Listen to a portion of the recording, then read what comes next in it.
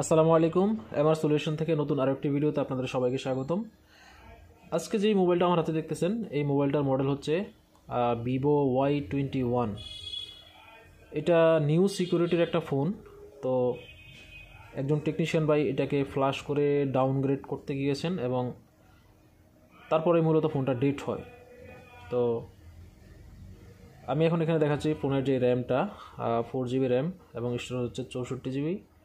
তো এই ফোনটার মূলত হিস্টোরিটা হচ্ছে ফোনটাকে তিনি ফ্লাশ করতে গিয়েছেন এবং ফ্লাশ করেছেন হচ্ছে যেহেতু এটা আপডেট সিকিউরিটির ফোন, এগুলোতে কিন্তু ডিরেক্ট বিরোম মানে ডিরেক্ট ইউএসবি দিয়ে ফ্লাশ হয় না, বুট পায় না। তো যার কারণে উনি ইজিজেটাক বক্স দিয়ে এটাকে ফ্লাশ করেছেন এবং ফ্লাশ করার পরে ফোনটা মূলত ডেট হয়। তো এখন আমি আপনাদেরকে দেখানোর চেষ্টা করতেছি যে এই ফোনটা যে আমি রান করেছি, এই রান করাতে আমার কী প্রায় 2 দিন টাইম লাগছে এবং আমার কী পরিশ্রম এটার উপর হয়েছে, এই টোটাল বিষয়টা নিয়ে আমি আজকের এই ভিডিওতে আপনাদের সাথে শেয়ার করব এবং কাজটা কীভাবে করলাম A to Z ইনফরমেশনগুলো আমি এখানে শেয়ার করব। সেই সাথে শেয়ার করব যে এটা মানে কী কারণে ডেট হয়েছে, যেতটুকু আমি বোর্ডটা নিয়ে অবজারভেশন করে বুঝলাম যে যেই কারণে ফোনটা ডেট হয়েছে, এই সকল বিষয়গুলোই আমি দেখাবো। তো ফার্স্টে হচ্ছে দেখাই যে ফোনটা রান করতে আমার কী জিনিস লাগছে বা কীভাবে আমি ফোনটা রান করছি। তো ফার্স্টে হচ্ছে এটার যে সিপিইউটা রয়েছে, এই যে সিপিইউটা মিডিয়াটেকের, এই সিপিইউটা হচ্ছে এটাতে ইনস্টল ছিল। তো এই সিপিইউটাতে প্রবলেম হয়েছে, এই সিপিইউটাকে রিপ্লেস করেছি অন্য একটা ফোন থেকে। যেমন এই একটা বোর্ড দেখেন, এটা হচ্ছে Y30 বোর্ড। তো এখান থেকে আমি সিপিইউটা সংগ্রহ করেছি এটার জন্য। আর এরপর হচ্ছে এটার যে র্যামটা রয়েছে, এটার র্যামটা ছিল হচ্ছে এইটা, এই র্যামটাও খারাপ হয়ে গিয়েছে। র্যামটা নিয়েছি হচ্ছে আমি আরেকটা বোর্ড থেকে, সেটাও দেখাচ্ছি। তো এটা থেকে হচ্ছে আমি র্যামটা সংগ্রহ করেছি। এটা হচ্ছে আপনার স্যামসাংয়ের একটা বোর্ড, যেটাতে দেখেন এখানে প্রসেসর হচ্ছে এক্সিনোস প্রসেসর ব্যবহার করা হয়েছে এটাতে, বাট আমি লাগিয়েছি হচ্ছে মিডিয়াটেকে। তো এখানে প্রসেসরটা বিষয় না, মেইন হচ্ছে প্রোগ্রামিংটা কীভাবে করতে হয়, প্রোগ্রামিংয়ের একটা বিষয় আছে। প্রোগ্রামিংটা করলে আপনি যে কোনো জায়গাতেই বসাইতে পারবেন। তো প্রোগ্রামিংটা বোঝার ব্যাপার। তো এরপর হচ্ছে বোর্ড লাগছে হচ্ছে দেখেন এখানে দুইটা বোর্ড থেকে আইসি সংগ্রহ করে একটা বোর্ডে লাগিয়ে এই বোর্ডটা রান করেছি। তো এখন কথা হচ্ছে এরপরে হচ্ছে যেই বক্সগুলো লাগছে, যেমন এটা হচ্ছে ইজিজেটাকের বক্স, ইজিজেটাকের সকেট, তারপর হচ্ছে ইউএফআই সকেট, এটা হচ্ছে ইজিজেটাক বক্স। তো এই সব কিছু মিলেই মানে টোটাল সব কিছু মিলেই কিন্তু এই ফোনটাকে আমার রান করতে হয়েছে এবং এটার পিছনে আমি টাইম দিয়েছি টোটাল 2 দিন। 2 দিনে এটার রেজাল্টটা বের করতে আমার টোটাল টাইম 2 দিন লাগছে। তো এই 2 দিনে কাজটা করার যেই অভিজ্ঞতা হইলো এবং 2 দিন কেন লাগছে, এই সকল বিষয়গুলো এই ভিডিওতে আমি A to Z শেয়ার করব। তো এই সম্পূর্ণ ভিডিওটা দেখতে থাকুন এবং দেখলে আপনারা ইউএফআইয়ের কাজ, ইজিজেটাকের কাজ এবং এইটা মানে ফার্স্টে কী সমস্যা হলো, কীভাবে কী কাজ করলাম, A to Z এই ভিডিওতে জানতে পারবেন। তো সবাইকে বলে রাখি ভিডিওটা একটু লং হবে এবং সেই সাথে এরকম ইনফরমেশন যুক্ত ভিডিও আপনি চাইলে অন্য টেকনিশিয়ান ভাইদেরকে সাথে শেয়ার করে দিতে পারেন, যাতে করে তারা এই ধরনের সমস্যাগুলো পড়লে যাতে খুব সহজেই এই ধরনের সমস্যাগুলো সলভ করতে পারে। আসসালামু আলাইকুম। এই মুহূর্তে আমাদের হাতে যে ফোনটা রয়েছে এটা হচ্ছে ভিভো Y21। তো প্রথমেই আমি আপনাদেরকে বলে নিয়েছি যে এই ফোনটা কীভাবে ডেট হয়েছিল। তো এখন আমি এই ফোনের যেই সিপিইউটা রয়েছে, সিপিইউটাকে খুলতেছি। এই মডেলের ফোনগুলো হচ্ছে পেস্টিং আইসি যুক্ত, এগুলোতে ব্ল্যাক পেস্ট আইসি থাকে, র্যাম সিপিইউ দুইটাতেই থাকে। তো এটাকে অলরেডি আমি ফার্স্ট দিনে মানে প্রথম দিনে এটার র্যাম সিপিইউ দুইটাকেই আমি রিবুল করেছি, বাট সেক্ষেত্রে কোনো প্রকার রেজাল্ট পাই নাই। এটা কোনোভাবেই মিডিয়াটেক পোর্ট শো হচ্ছে না কম্পিউটারের সাথে। তো এই জন্য আজকের সেকেন্ড ডে কাজ চলতেছে। আমি আজকে এটার যে সিপিইউটা রয়েছে, ফার্স্টে হচ্ছে এটার সিপিইউটাকে পরিবর্তন করব। তো এখানে দেখতেছেন এটার সিপিইউটাকে আমি অলরেডি খুলে নিয়েছি। এখন আমি সেম প্রসেসর মানে সিপিইউ যেটা আছে, এই সেম সিপিইউ যুক্ত আরেকটা ফোন আমি নিব এই ফোনের মধ্যে সিপিইউটা লাগানোর জন্য। তার আগে আমি এইটার যে বোর্ডটা রয়েছে, এইটার বোর্ডটাকে আমি একটু ক্লিন করে নিচ্ছি। তো সেটার জন্য আমি এখানে একটা টিস্যু এবং তার উপরে থিনার দিয়ে ব্রাশ করে নিচ্ছি। আমাদের এই বোর্ডটার যে পিনগুলো রয়েছে পিনগুলা ক্লিন হয়ে গিয়েছে।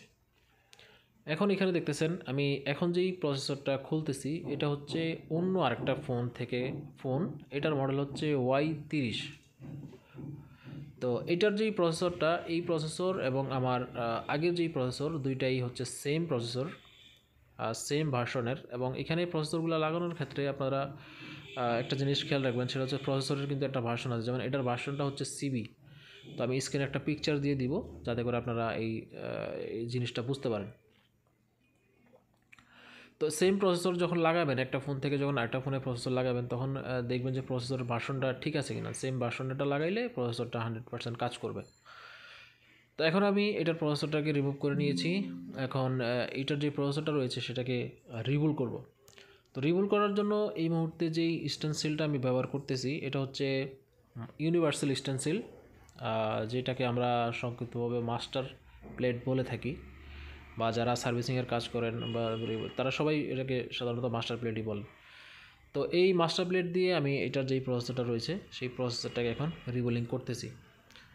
তো প্রসেসরগুলার আইসি যখন লাগাবেন তো আইসিগুলো লাগানোর ক্ষেত্রে আপনাদের সবচেয়ে বেশি মনোযোগ দিতে হবে হচ্ছে রিবুলিংয়ের ক্ষেত্রে। আর দ্বিতীয় হচ্ছে আইসির মাদারবোর্ডের যেই বোর্ডটা আছে এই বোর্ডটা ক্লিনিংয়ের ক্ষেত্রে। তো ক্লিনিং এবং রিবুলিংটা যদি পারফেক্টলি হয় তাহলে আপনার এই প্রসেসর লাগান বা ইএমএসি লাগান সবগুলো কিন্তু এক সাঞ্চেই কাজ করবে, মানে লাগাবেন আর কাজ হবে এরকম আর কি। তো এটার জন্য অবশ্যই 100% আপনার রিবুলিং পারফেক্ট হইতে হবে এবং আইসির বলগুলোকে ক্লিনটা, আইসির যে মাদারবোর্ড থাকবে ওই মাদারবোর্ডটাকে, মানে আইসিটা যেখানে বসাবেন মাদারবোর্ডে ওই মাদারবোর্ডটাকে ভালো করে ক্লিন করতে হবে। তো আমাদের বল করাটা পারফেক্টলি হয়ে গিয়েছে। আমরা এখন আমাদের যে Y21 যে ফোনটা ডেট হয়েছে সেটার মধ্যে এই আইসিটাকে বসাবো। তো এই ফোনটা ডেট হওয়ার কারণটা হচ্ছে কি, কারণটা হচ্ছিল মূলত আমি যেতটুকু এটাকে দেখলাম রিসার্চ করে, সেটা হচ্ছে যে এটার যেই সিএমডি লাইনটা ছিল এই সিএমডি লাইনের এখানে পাশেই আপনার দুইটা লাইন হচ্ছে আপনার মানে ডিসোল্ড হয়ে গিয়েছিল, মানে দুইটা লাইনের কালার উঠে গিয়েছিল, যেটা ইতিমধ্যে আপনারা পিকচারে দেখতেছেন। তো এইখানে একটা লাইন আরেকটার সাথে শর্ট হয়ে যাওয়ার কারণে এই ফোনটা ডেট হয়েছে এবং ফোনটা আর কোনোভাবেই আপনার এমটিকে পোর্টে শো হচ্ছে না। মানে হচ্ছে আমরা সাধারণত যখন একটা সেটের যখন ফ্ল্যাশ ফাইল না থাকে বা সেটের ভিতরে যখন আইসি মানে ফাইলগুলো সম্পূর্ণ ইরেজ হয়ে যায় বা রং ফাইল ফ্ল্যাশ হয় তখন কিন্তু set automatic MediaTek port show করে, বা যদি কোয়ালকম হয় তা কোয়ালকম শো করে, স্পিডটাম হলে স্পিডেতে চলে যায়, মানে স্পিডটাম পোর্ট শো করে। তো এই ফোনটার ক্ষেত্রে হয়েছে কি এটা মানে একেবারেই কোনোভাবেই আর শো করতেছিল না। যতই এখানে টেস্ট পয়েন্ট করা হয়, যতই আপনার এখানে আপনার হচ্ছে বুট মোডে কানেক্ট করার ট্রাই করা হয়, কিন্তু এটা কোনোভাবেই আর হচ্ছে মিডিয়াটেক এমটিকে পোর্ট বলেন, প্রিলোডার পোর্ট বলেন, এরকম কোনো পোর্টেই এটা আর শো হচ্ছে না। তো সেক্ষেত্রে যার কারণে আমি অনেকটা কনফিউশন হয়ে গেছিলাম প্রথম দিন যে আসলে এটার সমস্যাটা কী, যে সিপিইউ থেকেই প্রবলেম হয়েছে নাকি ইএমসিতে কোনো ফাইল রং ফ্লাশ বা ফাইল না থাকার কারণে হয়েছে। তো যার কারণে প্রথম দিন যখন কাস্টমার মানে এক টেকনিশিয়ান ভাই যখন আমার কাছে নিয়ে আসছেন উনি এটাকে আইএসপি করেছেন, আইএসপি করে ফাইল রাইট মানে সব কিছুই যা যা করা দরকার করেছেন। তো সেক্ষেত্রে কাজটা করাটা অনেকটা চ্যালেঞ্জিং হয়ে গিয়েছিল আমার জন্য, যেহেতু ইনি সব কিছু করেছেন। তো এরপরে আমার একটু অন্যভাবে ট্রাই করতে হয়, এটাই স্বাভাবিক। তো এরপরে আমি যেটা করলাম সেটা হচ্ছে এটা যে র্যামটা ছিল র্যামটাকে খুলে র্যামটাকে প্রোগ্রাম করে আবার রাইট লাগিয়েছিলাম, বাট তারপরও ফাইল পায় নাই। আর এর মধ্যে আরেকটা ব্যাপার হয়েছে, সেটা হচ্ছে এটা যে র্যামটা ছিল ওই র্যামটার যেই ফার্মওয়্যারটা ছিল মানে এফএপিউ ফাইল যেটাকে বলে আরপিএমপি ফাইল, সেই ফাইলটা দিয়েও কিন্তু প্রথম টেকনিশিয়ান ভাই কিন্তু এটার সেই ফাইলটা দিয়েও আপডেট করেছেন। তো যার কারণে আগের কোনো ইনফরমেশন বা আগের সেটের কোনো ইনফরমেশন, সেটের কোনো ফাইল বা সেটের কোনো সিকিউরিটি ফাইল কোনো কিছুই আর ব্যাকআপ এখানে আমি পাই নাই। তো যার কারণে সেটের মডেলটা যেটা ছিল এটাও নির্দিষ্ট করে বলাটাও অনেকটা আমার জন্য কষ্টকর ছিল। তো এরপরে এটাকে অনেক রিসার্চ করে এটার মডেল নাম্বারটাও বের করলাম এবং এটার যে ফাইল মানে অ্যাকুরেট ফাইলটা সেটাও কালেক্ট করলাম। তো এরপরে আইসিতে ফাইলটা রাইট করার পরও কোনোভাবেই এটার মানে কাজ করে নাই। তো এরপরে সিদ্ধান্ত নিলাম যে এটার সিপিইউটা যেটা রয়েছে সিপিইউটাকে একবার চেঞ্জ করে দেখি। তো এখন আমরা এইটার সিপিইউটাকে লাগাচ্ছি একটা নতুন আরেকটা বোর্ড থেকে একটা সিপিইউ নিয়ে এই বোর্ডে আমরা ইনস্টল করতেছি। আমাদের সিপিইউটা লাগানো হয়ে গিয়েছে। এখন আমরা এটাতে টেস্ট পয়েন্টের জন্য একটা তার সংযোগ করব এক্সট্রা করে। তো যেটা আমি পিকচারে দিয়ে দিয়েছি, আপনারা অলরেডি দেখেছেন, এবং আপনারা যখন গুগলে সার্চ দিবেন তো এই পিকচারটাই সামনে আসবে, ঠিক আছে। তো এইটা আপনারা দেখে সংযোগ দিবেন একদম এই সংযোগটা মাইক্রোস্কোপের মাধ্যমে দিতে হবে, কারণ অন্যথায় যদি আপনি দিতে চান তো সেক্ষেত্রে আদার্স লাইনের সাথে শর্ট হয়ে যেতে পারে, যেমনটা এই ফোনের মধ্যে হয়েছে। তো এই শর্টটা দিয়ে আমি ওইখানে একটা লাইন লাগাইছি এবং বাকি লাইনটা বের করে রাখছি, যেটা যখন আমি ইউএসবি কানেক্ট করব তখন এটা লাগিয়ে কানেক্ট করব। তো এখানে দেখেন এমটিকে পোর্ট কিন্তু এখানে শো হয়েছে এখন, ঠিক আছে। তো এই এমটিকে পোর্টটাই কিন্তু ফার্স্টে শো হইতো না এবং যার কারণে এই ফোনটা ডেট হয়েছে। তো এরপরে দেখেন আমি এমটিকে পোর্ট শোয়ার পরে যতবারই আমি আনলক টুল দিয়ে ফ্লাশ করতে গিয়েছি ততবারই আপনার এই ইরোটা চলে আসছে, এক্সটেন্ড র্যাম নো রেসপন্স, ঠিক আছে, এই লেখাটা চলে আসছে, যেটা আপনারা এই মুহূর্তে স্ক্রিনে দেখতেছেন। তো এই ইরোরগুলো সাধারণত দেখা গেছে র্যামের মধ্যে ফাইল না থাকলে বা র্যাম সিপিইউর মধ্যে কোনো প্রকার কানেক্টিভিটি মিসিং থাকলে এরকম ইরোর আসে, অথবা র্যামের মধ্যে যে ফাইলগুলো বা পার্টিশনগুলো থাকে এই পার্টিশনগুলো যখন ইরেজ হয়ে যায় বা ঠিকঠাক মতো না হয় তখনই মূলত এই RAM extend RAM no response এরকম লেখা আসে। এবং এরকম সেম একটা কাজ আমি করেছিলাম, সেটা হচ্ছে ভিভোতে ছিল, যেটা আনলক টুল দিয়ে ফ্লাশ করার পরে আর আনলক টুল দিয়ে আনলক করার পরে আর চালু হতো না।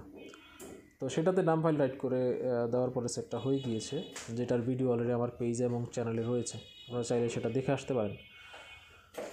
তো এখন হচ্ছে এই র্যামটাকে আমরা ইজিজেটাক বক্সের মাধ্যমে কানেক্ট করতেছি এবং কানেক্ট করে ইজিজেটাকের যে টুলসটা রয়েছে ইজিজেটাক প্লাস টুলস, ইজিজেটাক যেটা মেইন টুল আর কি, সেই টুলের মাধ্যমে এটাকে ডিটেক্ট করে চেক করতেছি যে আসলে এটা সব ইনফরমেশনগুলো ঠিকঠাক মতো আসে কিনা।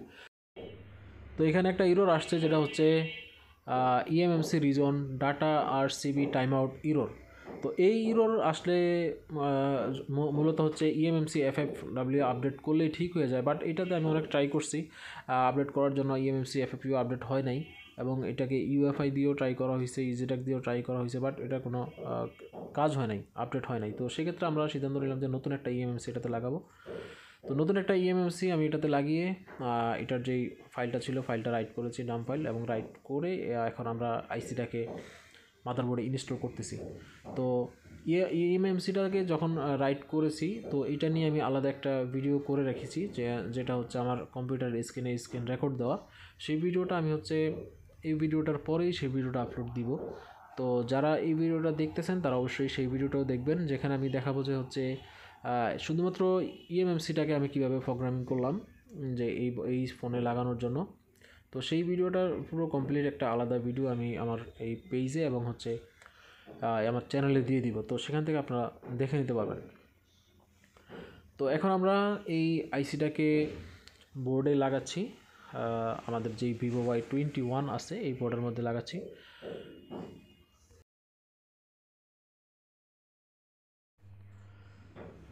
আমাদের এই বোর্ডে নতুন আইসিটা লাগানো হয়ে গিয়েছে সম্পূর্ণ। তো এটা হচ্ছে আমাদের পুরনো আইসি আর বোর্ডে হচ্ছে লাগানো হচ্ছে আমাদের নতুন আইসি। তো এবং আমরা টেস্ট পয়েন্টটাও কানেক্ট করে রেখেছি। তো এখন দেখেন আমাদের টেস্ট পয়েন্ট ধরে এখন কিন্তু ফোনটা ফ্ল্যাশ নিতেছে আনলক টুল দিয়ে। তো সম্পূর্ণ ফ্ল্যাশ হওয়ার পরে ফোনটা একদম একটা নর্মাল ফোন যেরকমভাবে আমরা ফ্ল্যাশ করার পরে রান করি ঠিক এটাও ঠিক সেমভাবে রানিং হয়ে গিয়েছে, যেখানে আপনারা দেখতেছেন যে সম্পূর্ণ প্রোগ্রামিং স্ক্রিনটা চলে আসছে। তো এই ভিডিওতে আমি আসলে আপনাদেরকে দেখানোর চেষ্টা করেছি যে এরকম যদি আপনারা কখনো সমস্যায় পড়েন যে একটা কাজ করতে গেছেন ফোনটা ডেট হয়ে গিয়েছে, তো সেক্ষেত্রে আসলে আপনারা স্টেপ বাই স্টেপ চেকিং করবেন। ফার্স্টে হচ্ছে চেক করবেন যে র্যামের ভিতরে সকল ফাইলগুলো আছে কিনা আইসিতে, এরপরে চেক করবেন যে আইসিতে কাজ করতে গিয়ে কোনো প্রকার লাইন কাটা গেছে কিনা, বা অনেক সময় দেখা যায় কি এই সমস্ত কাজগুলো করতে গেলে যারা কাজ করেন অনেক সময় দেখা যায় যে আইএসপি লাইন করতে গিয়ে আপনার সিএলকে লাইন উঠে ফেলান, তারপরে ডাটা লাইন উঠে ফেলান, তারপরে দেখা গেছে লাইন কাটতে গিয়ে ইএমসি এবং সিপিউর মাঝখানের কোনো লাইন কেটে যায়। তো এইগুলো হচ্ছে কমন বিষয়, এগুলো সবচেয়ে বেশি হয়। তো ফার্স্ট হচ্ছে এগুলো চেক দিবেন এবং তারপরে হচ্ছে যে র্যামটা থাকবে র্যামের ভিতরে ফাইল রাইট করবেন। অবশ্যই ফাইল রাইট করার আগে, র্যামের মধ্যে ফাইল রাইট করার আগে র্যামের যেই ডাটা থাকবে সিকিউরিটি ফাইল এগুলো ব্যাকআপ নিয়ে তারপর হচ্ছে নতুন ফাইল রাইট করবেন। তো এরপর হচ্ছে স্টেপ বাই স্টেপ চেকিং করলে আসলে আপনারা এই সমস্যাগুলো সমাধান করতে পারবেন। তো এই কাজটা হচ্ছে আমার কাছে একটু বেশি ক্রিটিক্যাল হয়েছে এই কারণে যে এটার হচ্ছে র্যামটা, এটা যে সিপিইউটা ছিল সিপিইউটা একেবারেই মানে শর্ট হওয়ার কারণে সিপিইউটা একবারে নষ্ট হয়ে গিয়েছে, যেটা আর কোনোভাবেই এমটিকে পোর্টে শো করে না এবং কম্পিউটারে পায় নাই। তো যার কারণেই মূলত আমার একটু সময়টা বেশি লাগছে কাজটা করতে এবং সাকসেসফুলভাবে ফাইনালি কাজটা হয়েছে, এতেই শুকরিয়া আল্লাহ তাআলার কাছে। তো এই ছিল আমাদের আজকের ভিডিও, দেখা হবে পরবর্তী ভিডিওতে। আর পরবর্তী ভিডিওতে আমি হচ্ছে প্রোগ্রামিংয়ের বিষয়টা আলাদা করে আপনাদেরকে দেখাবো। তো যারা নতুন রয়েছেন তারা অবশ্যই আমাদের পেজকে ফলো করে রাখবেন এবং শেয়ার করে জানিয়ে দিবেন আপনাদের অন্যান্য টেকনিশিয়ান ভাইদের সাথে। আজকে এতটুকুই, দেখা হচ্ছে পরবর্তী ভিডিওতে। ভালো থাকবেন সবাই, আসসালামু আলাইকুম।